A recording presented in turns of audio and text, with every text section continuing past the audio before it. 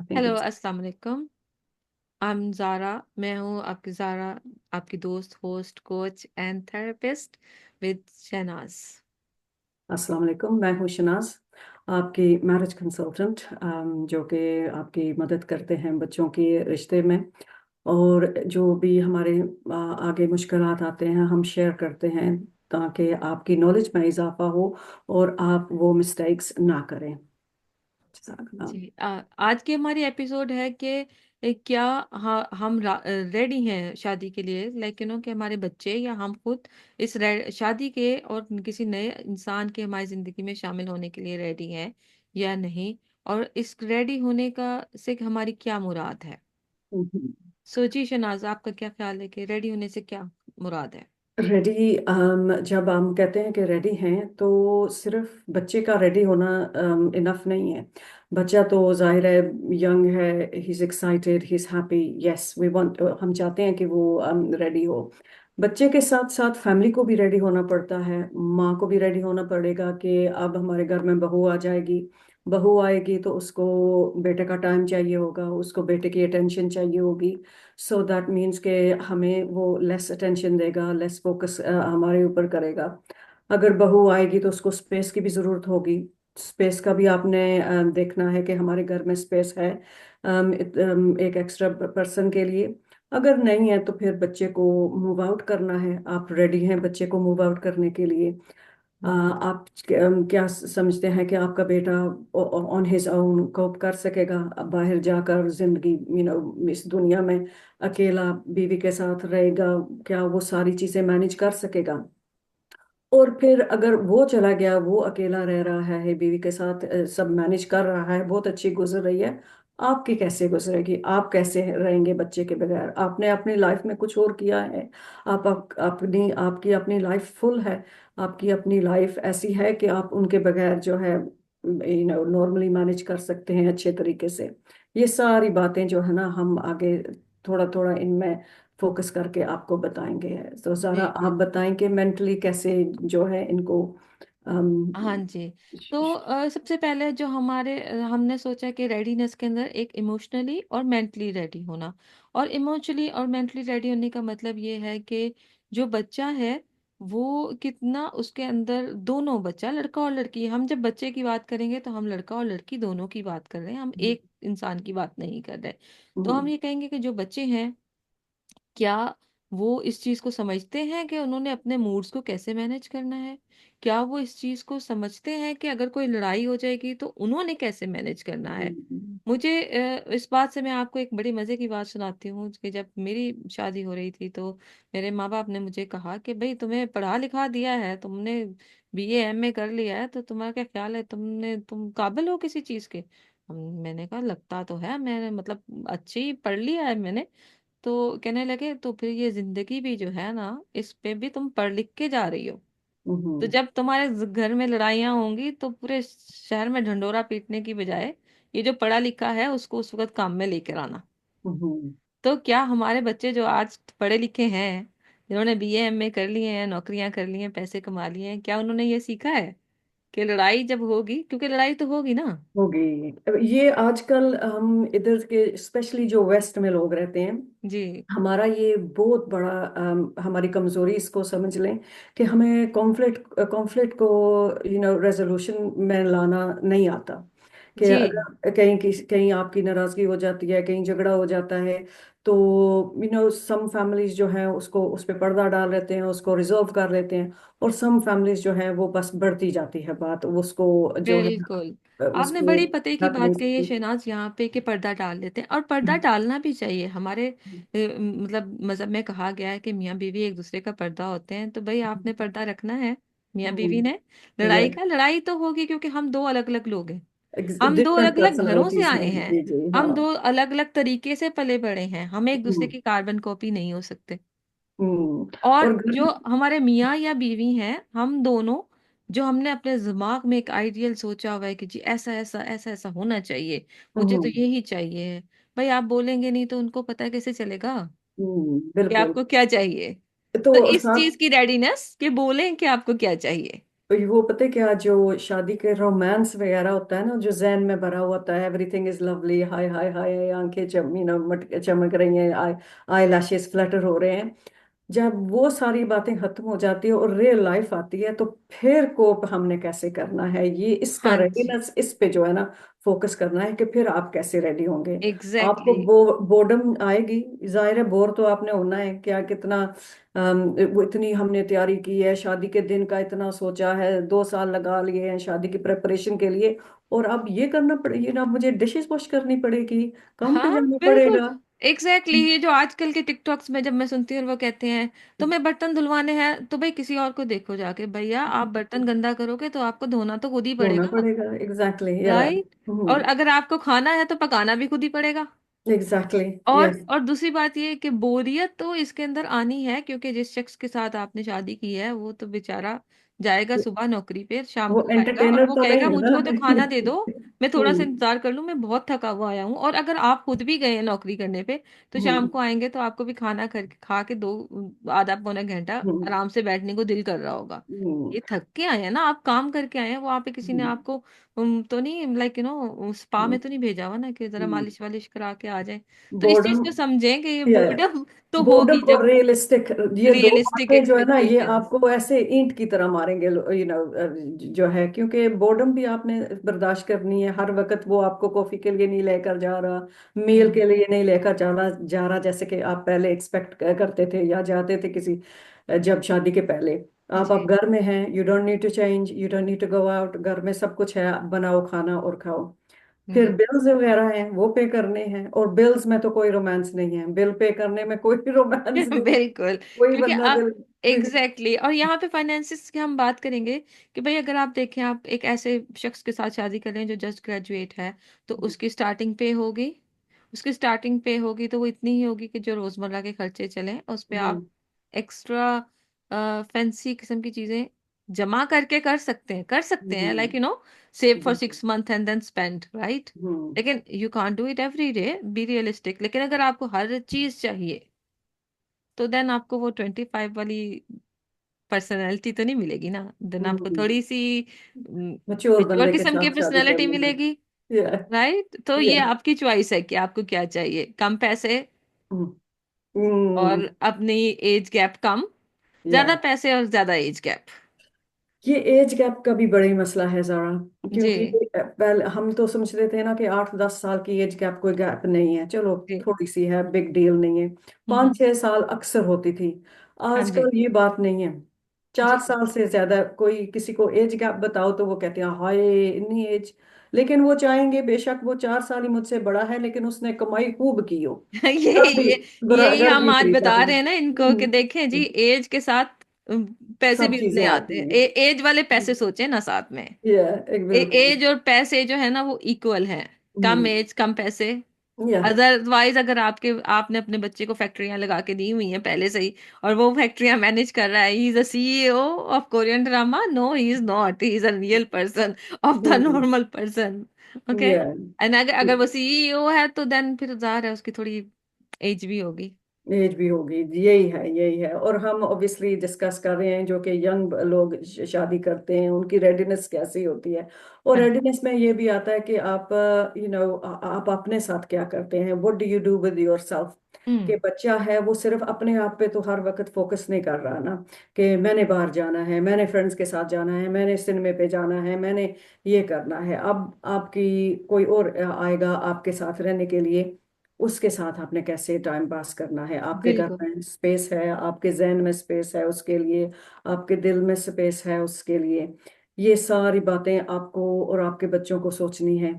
और जो जी। बाकी बच्चे घर में हैं उनको भी ये बातें सोचनी है कि पहले तो भाई के साथ हम इधर चले जा फुटबॉल खेलने चले जाते थे, क्रिकेट खेलने चले जाते थे, और मिडल ऑफ द नाइट जो भी बाहर जाना है ये वो। अब उसकी शादी हो रही है, उसकी और रिस्पॉन्सिबिलिटी आ जाएगी, हमें उसको स्पेस देनी है, हम देंगे कि नहीं देंगे। और हम्म। ये भी एक काफी हद तक जो है ना, शादी का मेक और ब्रेक इसका सिचुएशन बन सकता है। जी बिल्कुल। और मैं कहूँगी इस पे इमोशनल रेडीनेस की जिसकी हम बात कर रहे हैं ना, वो आती है। अब कोई इंसान है जिनकी जिंदगी में कोई पास्ट ट्रॉमास हैं, लाइक पेरेंट्स की डेथ हो गई, या कोई और ऐसी जिंदगी में हादसात और वाकयात हुए हैं जिन्होंने उनके ऊपर गहरा असर डाला है, तो उसको हम साइकोलॉजी की जुबान में कहते हैं ट्रिगर्स। हम्म। उन अगर आपके कोई ऐसे ट्रिगर्स हैं, और वो ट्रिगर्स का रिजल्ट हमें कैसे पता चलता है?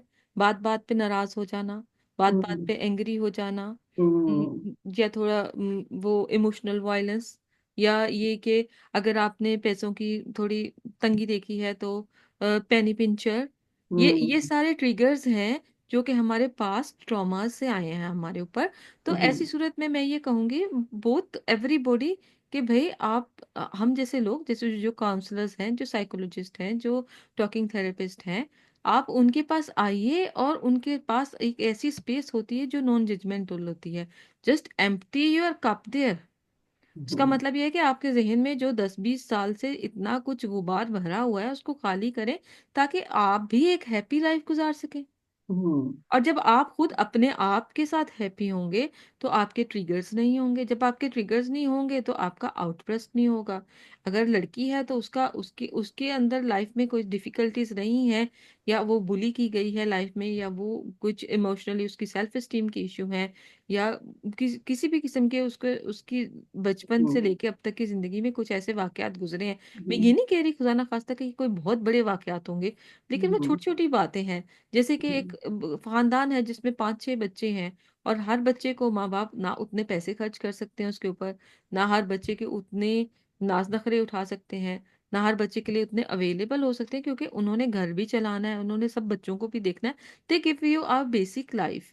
और अगर वो बच्चा नेग्लेक्ट फील करता है कि जी मुझे तो कभी किसी ने प्यार ही नहीं किया, हम्म। तो उसको तो हर चीज जाके उठा करके लगेगी ना। और तो ये ये, हमारी कम्युनिटी में बहुत होता है। हाँ जी। बहुत सी तो अंडरलाइंग इश्यूज हम उनको एड्रेस नहीं एग्जैक्टली किए होते हैं। वही, बिल्कुल। तो हम्म। वो जो अंडरलाइन इश्यूज है ना, आप उन पे वर्क कर सकते हैं। हम्म। वो उस चीज को समझने की जरूरत है। ये साइकोलॉजिस्ट के पास जाना या काउंसलर के पास जाना, ये कोई ये नहीं है कि दिमाग खराब है आपका, नहीं। ये है कि वो सब बातें जो कि आप अपने घर वालों से नहीं कर सकते, क्योंकि वो शायद आपने उनकी तरफ से ही हर्ट है। हम्म। और साथ में हमने ये अक्सर ये जो हमारे आउटबर्स्ट होते हैं या ट्रिगर्स होते हैं वगैरह, ये अक्सर हम ऐसे इनको ट्रीट करते हैं कि नहीं नहीं बच्चा लाडला है, उसने कभी ये नहीं देखा, उसको ये अच्छा नहीं लगता, वो ऐसे बातें करके ना तो उस टॉपिक को खत्म कर वही ना, देते हैं। हमारी आदत हम है कि जी एड्रेस नहीं करते हर उसको। सही गलत बात पे पर्दे डालने की। पर्दे डाल दिए और सोचा कि नहीं नहीं कोई नहीं, ये ऐसे ही चलता है, ऐसे हाँ नहीं जी, चलता। ऐसे बिल्कुल। नहीं चलना चाहिए, क्योंकि अगर हम्म। आपके बच्चे को एंगर इश्यू है तो दूसरा दूसरे जो लोग हैं या जो बच्ची आपकी फैमिली में आई है, वो क्यों उसके साथ जो है मैनेज करे या उसको क्या? कोप करे। इट्स और इट्स वेरी मैं ये वेरी कहूंगी डिफिकल्ट। कि देखें, कोई भी इंसान जो होता है ना, वो सुबह उठ के ये नहीं सोचता कि मैंने आज अगले पे नाराज होना है। हम्म। वो कोई ना कोई बात ऐसी होती है जो कि उस चीज को ट्रिगर करती है, और जो कि उस नतीजे में निकलता है। Anger is just about when you can't communicate your needs. जब आप हम्म। अपनी नीड्स की या अपनी पसंद नापसंद की लोगों को नहीं बता सकते या नहीं समझा सकते, देन एंगर आता है। तो ये बात भी है ना कि आपको उस स्टेज पे जिंदगी में, उस स्टेज पे आपको होना चाहिए जहाँ के जो दूसरा पर्सन का एक्शन है वो आप उस पे रिएक्शन ना दें, आप जो है ना अपने तरीके से रिएक्शन करें।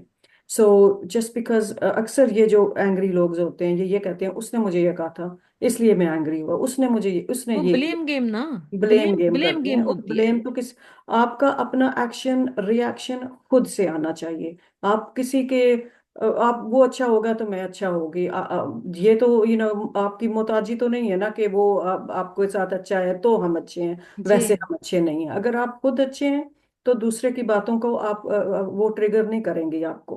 बिल्कुल। हैव और टू यहाँ बी पे मैं इस स्ट्रांग चीज इन को, योरसेल्फ। एग्जैक्टली और मैं यहाँ पे इस चीज को ऐड करना चाहूंगी कि हमें सबको ये बात समझ लेनी चाहिए, चाहे हम छोटे हैं, बड़े हैं, पेरेंट हैं, किसी भी एज के हैं, कि हमारी अपनी खुशी के हम खुद जिम्मेदार हैं। बिल्कुल। ठीक है। बिल्कुल है या। किसी ने हमें बाहर से आके लॉलीपॉप देके नहीं खुश कराना। अगर वो खुश कराता भी है तो वो बहुत वक्ती है। अगर हम हम्म। अंदर से चीजों पे नाराज हैं, अगर हम अपने दिल में चीजें रख के बैठे हुए हैं, कि फलां ने फलां टाइम पे मुझे ये कह दिया, हाय मुझे ऐसे क्यों कह दिया, बिल्कुल।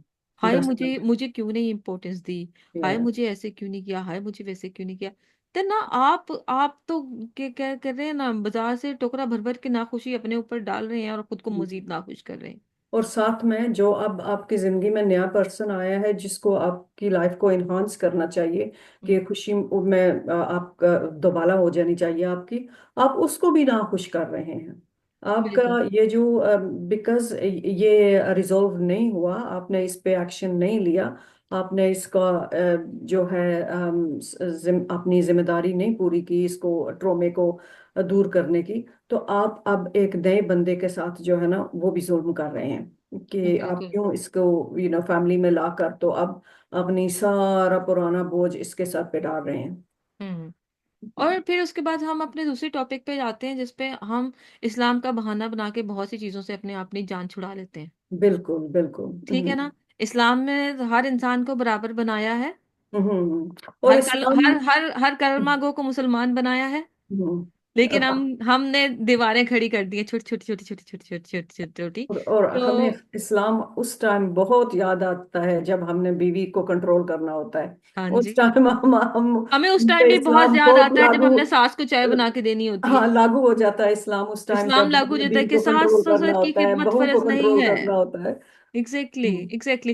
नहीं, वो उस वक्त भी फर्ज हो जाता है जब कहते हैं कि सास ससुर को चाय बना के देना फर्ज नहीं है, खाना हम्म, पका के देना फर्ज नहीं है, सास की हाँ खिदमत नहीं करनी चाहिए, तब इस्लाम बड़ा फर्ज होता है। लेकिन हाँ अगर पर वो फर्ज। आपको कहें कि जी गैर हम्म, मर्दों में नहीं जाना है, स्कार्फ लेना है, बुर्का लेना है, तब हाँ इस्लाम फर्ज नहीं होता। बिल्कुल बिल्कुल। और साथ में सास के ज्वेलरी वगैरह जब वो फोत हो जाएगी वो संभालना भी फर्ज है इन पे, हाँ लेकिन उसकी बिल्कुल खिदमत बिल्कुल। फर्ज नहीं है। एग्जैक्टली। और विरासत में सब कुछ हड़पना वो भी फर्ज है, लेकिन खिदमत फर्ज नहीं है। ये सब बातें पता है क्या सो हम ये एग्जैक्टली तो ये सोचें भाई, दीन दीन ने, अल्लाह मियाँ ने हमारा दीन आसान बनाया, उसको आसान रहने दे। हसान और रहने दे, ये मसला है यार। सबसे और बड़ी बात ये कि आज से सीखना शुरू करें हकूकुल इबाद के बारे में, क्योंकि हम्म, शादी में हकूकुल इबाद की जरूरत होती है। हाँ और सिर्फ मर्द को औरत पे वो लागू नहीं है, वो मर्द पे भी मर्द, लागू है, वो इंसान पे, एवरीबडी हैज टू। इंसान मुसलमान पे आई लागू थिंक है पता है क्या हकूकुल लोगों इबाद। को करना चाहिए, ये जो यंग कपल्स हैं इनको शादी से पहले मैरिज का एक कोर्स करना चाहिए जिसमें उसको हम पता हो कराएंगे कि ना इनको, मैरिज का कोर्स भी इंशाल्लाह कराएंगे। इसका इसके फराइज क्या हैं और हकूक क्या हैं, और इसके फराइज क्या हैं और हकूक क्या हैं, क्योंकि जी हम ये बिल्कुल। जानते हैं कि हमें क्या चाहिए, हम हमारे क्या राइट्स हैं, हम्म लेकिन हम ये नहीं जानते कि अगले के क्या राइट्स हैं और हमने हमने उनको कैसे फुलफिल करना है। हम्म और ये बहुत सा मसला बन जाता है बाद में। और आप ये रिलीजियोसिटी की बात कर रही हैं, दीन की बात कर रहे हैं, तो हमारे में तो आजकल ये पिछले 5 साल मैंने नोटिस किया है, पिछले 5 साल में ये ज्यादातर विजिबल हुआ है। पहले नहीं था, पहले तो मैंने कभी सुना भी नहीं था कि लोग एक स्पेशल उन्होंने नुक्ता लिखा हुआ है अपनी प्रोफाइल पे कि आप मिलाद करते हैं, खत्म करवाते हैं या नहीं करवाते। तो अगर करवाते हैं तो नहीं करवाते, ये फिर दो पार्टियां बन जाती हैं। ये आपस में फिर मिलना नहीं पसंद करेंगी, नहीं वो जो वहाँ भी हैं हम नहीं मिलेंगे, और वो कहेंगे नहीं नहीं वो बिदती हैं हम नहीं मिलेंगे। ये बहुत इस अन इस्लामिक है। वैसे तो हम इस्लाम का बड़ा डंडोरा पीटते हैं, एग्जैक्टली यही मैं कह रही लेकिन हूँ ना कि ये इस्लाम, वो बातें इस्लाम में उठाकर इस्लाम में उन्होंने ये कहा है कि हर कलमा गो मुसलमान है। बिल्कुल है। हम्म, ठीक है ना। हाँ बिल्कुल। और आपको जो और हर है इंसान का काले को गोरे पे, गोरे को काले पे कोई फैक्ट फोकियत हासिल नहीं है। बिल्कुल नहीं है, लेकिन तो हम हमने क्या किया यहाँ पे आके। हम पाकिस्तानी आपस में एक एक कंट्री के लोग हम जो है ना इस बात पे खत्म कर देते हैं बात। हम उन रिश्ते को व्यू भी नहीं करते। लेकिन मैं शहनाज यहाँ पे वैसे एक और पॉइंट ऐड करना चाहूंगी जो अभी मेरे दिमाग में आया है। एक लिहाज से ये अच्छा भी है। वो मैं इस तरह कहती हूँ कि अगर वो आपकी म्यूचुअल अंडरस्टैंडिंग वहां पे नहीं हो रही, तो rather then forcing a girl और boy later hmm, in the life, you do this, you just follow this, that is also cruel, right. वो इसी तरह का क्रूअल है कि आप एक डॉक्टर बहू लेके आए और उसके बाद में उसको कहें कि हमने नौकरी नहीं करानी। बिल्कुल। लेकिन बच्चा और बच्ची में भी रिलीजियस उस तरीके से नहीं है जिस जिस तरीके से पेरेंट्स हैं। सो ये भी होता है ना कि पेरेंट्स अपने व्यूज उन पे थोप रहे हैं ना, कि हम मिलाद करवाते हैं, हम नहीं करवाते, और हम चाहते हैं कि हमारी बहू या दामाद भी ऐसा हो जैसे हम हैं। हम्म। बेशक हमारा बच्चा जो है वो वो मिडल ऑफ द रोड है, उसको फिर हम कोई उनको कहेंगे उन बच्चों को, बच्चों लव मैरिज कर लो। तो यही है, तो फिर यही होता है, अगर तो वो खुद कर लेते हैं फिर तो कोई मसला ही नहीं है ना, फिर तो हाँ, मैं यही कह कोई रही टिक टिक बॉक्स की जरूरत नहीं है, फिर तो कोई बच्चे टिक जो है। बॉक्स की जरूरत ही नहीं है ना। फिर तो लेकिन माशाल्लाह। निभा लेना भाई, चाहे जौन सी मर्जी मैरिज करो, इंशाल्लाह निभाना इंशाल्लाह सीखो। इंशाल्लाह यही है। सो फिर तो कोई मसला नहीं होता, लेकिन अगर पेरेंट्स ने करनी है फिर तो हमने सारे टिक बॉक्सेस जो है ना, वो जब तक हमें वो नहीं चीजें मिलेंगी, हम हम्म। आगे नहीं बढ़ेंगे। बिल्कुल बिल्कुल। हम्म तो चलिए फिर भैया, हम ऑलमोस्ट अपने एंड ऑफ द सेशन में, हम अपने लास्ट पॉइंट और सबसे इम्पोर्टेंट पॉइंट पे आए, फाइनेंस। हम हम्म कहते हैं कि जी बच्चे की नौकरी लगेगी तो शादी होगी, क्या हम्म नौकरी ओनली इम्पोर्टेंट है? हम्म। ये बहुत बड़ा मसला है, नौकरी का मसला बहुत बड़ा मसला है, क्योंकि अगर लड़का जॉब नहीं कर रहा तो उसके पेरेंट्स उसके लिए रिश्ते भी नहीं देखेंगे। हम्म। तो मैं तो रोजी तो अल्लाह के हाथ में है, शायद वो दो लोग इकट्ठे होंगे तो अल्लाह उनकी दोनों की एक जगह रिज़्क जमा होगा तो बहुत ज्यादा हो जाएगा। लेकिन ये बहुत सैड फैक्ट है कि हम कहते हैं कि वो लड़का काम नहीं कर रहा, हमने रिश्ता नहीं वहाँ करना। तो मगर वो पेरेंट्स एज पेरेंट्स वो ये सोच रहे होते हैं कि वो हमारी बच्ची को फाइनेंशियली सपोर्ट कैसे करेगा। हम्म। लेकिन जस्ट बिकॉज वो आज काम नहीं कर रहा डजंट मीन वो कभी काम नहीं करेगा। ये एक तो फाइनेंशियल का साइड ये है कि जॉब है कि नहीं है। दूसरा फाइनेंशियल का साइड ये है कि जब आप एक घर में रहेंगे तो कौन कौन फाइनेंशियली कंट्रीब्यूट करेगा। वहां पे हम्म। पेरेंट्स भी होंगे, लड़के के पेरेंट्स, लड़का भी होगा, लड़की भी होगी, और उसके सिबलिंग्स भी होंगे, लड़के के सिबलिंग्स बहन भाई जो हैं। हम्म। तो कौन कौन कितना कितना कंट्रीब्यूशन डालेगा, ये भी एक बात है। ये बातें जो हैं ये पहले से क्लियर कर लेनी चाहिए। कुछ लोग कहते हैं हम बहू से कुछ भी नहीं लेते, वो लेते कुछ नहीं है, लेकिन बहू को शॉपिंग पूरे घर की करनी पड़ती है, और शॉपिंग आपको पता है कितनी एक्सपेंसिव होती है। और जो उनका नेक्स्ट डोर बच्चा होता है वो भी इनके घर से ही शॉपिंग लेकर जाता है। बहू दो हाउस होल्ड्स की शॉपिंग कर रही है। हालांकि ससुराल कहते हैं हम तो इनसे पैनी नहीं लेते, हम्म। पैनी अपने हाथ में नहीं लेते, लेकिन उसकी खर्च तो करवा देते हैं ना आप।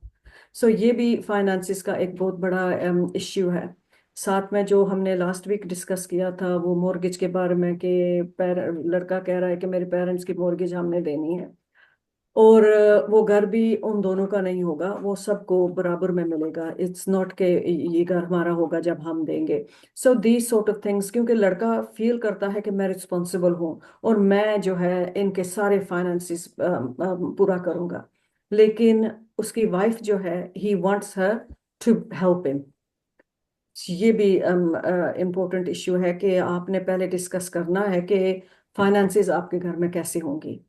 अगर लड़का लड़की अलग हो जाते हैं, अपना फ्लैट है, फिर तो 50-50 एवरीथिंग होगा, या जैसे ही वो मैनेज करते हैं। लेकिन अगर पेरेंट्स के साथ रह रहे हैं तो फिर आपको फाइनेंसिस की पूरी जो है ना अल्फाबेट वो पूरी करके फिर उनसे जो है ना हाँ या ना करें। हम्म। फाइनेंसिस में मैंने बहुत से रिश्ते जो है ना वो खत्म होते हुए देखे हैं फाइनेंसिस की, जब फाइनेंसिस की बात आ जाती है।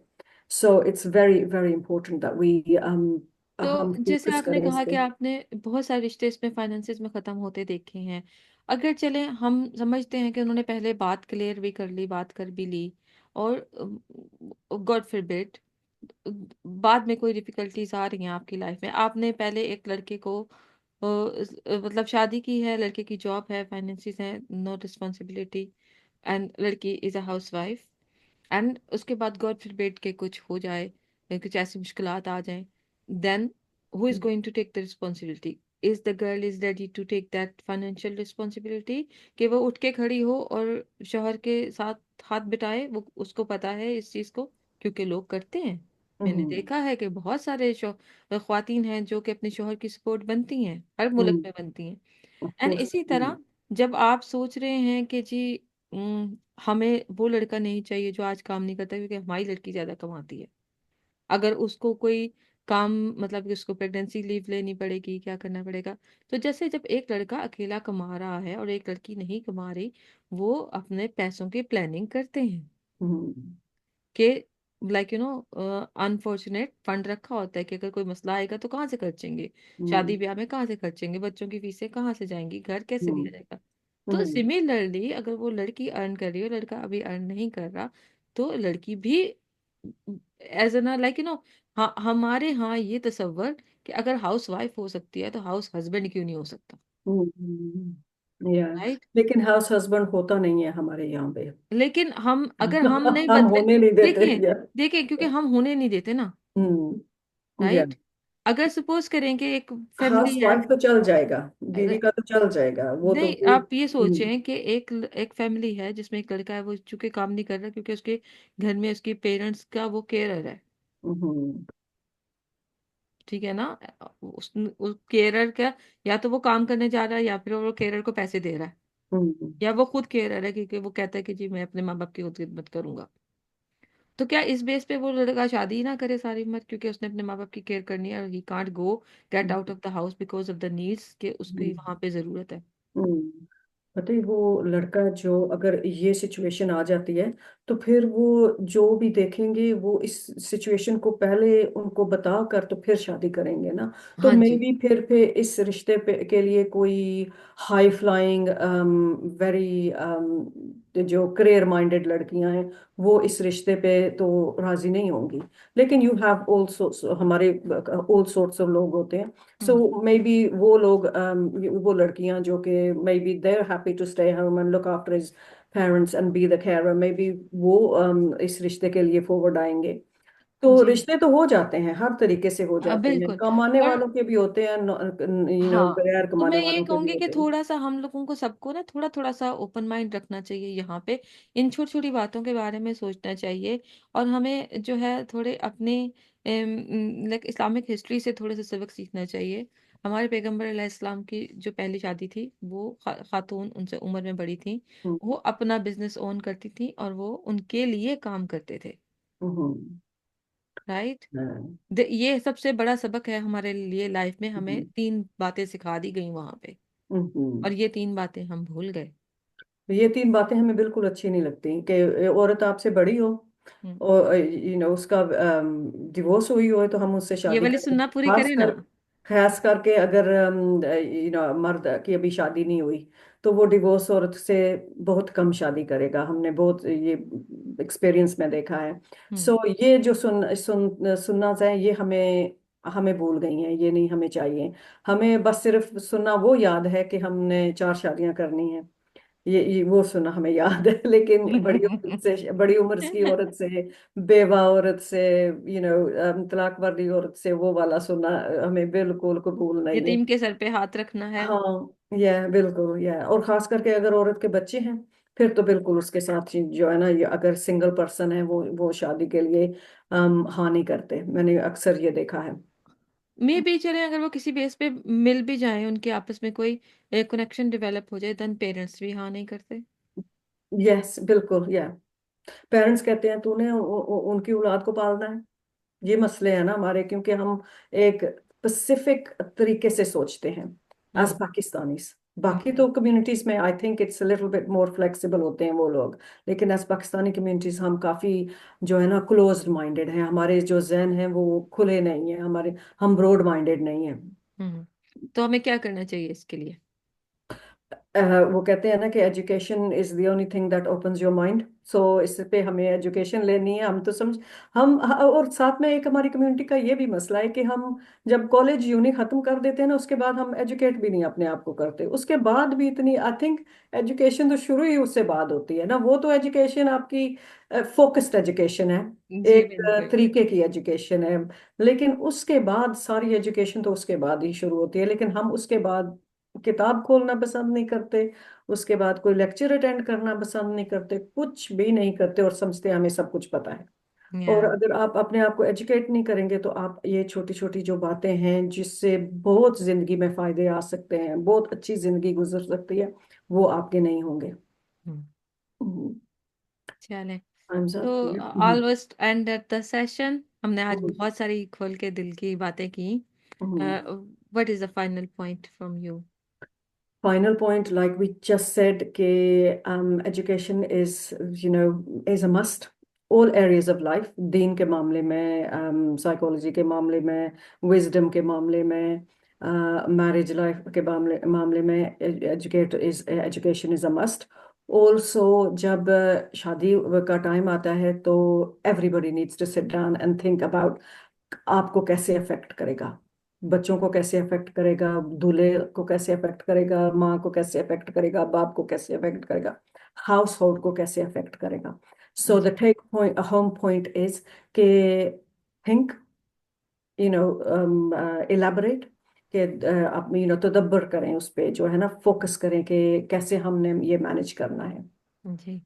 और और मैं आप। इस पॉइंट पे एंड करूंगी कि देखिए, हम सब एक जिंदगी जीते हैं और हमारी जिंदगी में कुछ ऐसे वाकयात और रूनुमा होते हैं जो हमारे ऊपर एक गहरा असर डालते हैं, और वो असर हमारी पूरी जिंदगी के ऊपर आता है। उसके दो तरीके हैं। या तो हम इस तरीके को सीखें कि सेल्फ रिफ्लेक्ट करें, अपनी इकदार को जानें, अपने असूलों को जानें, अपने पैटर्न्स को जानें, अपने ट्रिगर्स को जानें, और कोशिश करें कि अगर हमें लगता है कि हम हमें दुनियावी चीज़ें ज़्यादा इम्पैक्ट कर रही हैं, इफ़ेक्ट कर रही हैं, और हम खुद से खुश नहीं हैं, तो किसी थेरेपिस्ट या किसी कोच के पास चले जाएं और जाके देखें, बात करके देखें। मे बी आपको अपनी ज़िंदगी में कोई डिफरेंस महसूस हो। और सबसे ज़्यादा बात ये होती है कि आप इस बात को समझें कि अगर आप खुद से खुश नहीं हैं, तो ना आप किसी और को खुश कर सकते हैं, और ना ही कोई आपसे खुश हो सकता है, और ना ही आपकी खुशी किसी तीसरे बंदे के ऊपर मुनहसर है। तो आज से अपने पर सेल्फ रिफ्लेक्ट करना सोचें, और हमारी वीडियोस को देखते रहिएगा। नए मौजूआत के साथ अगले वीक फिर आएंगे। अल्लाह हाफिज। खुदा हाफिज।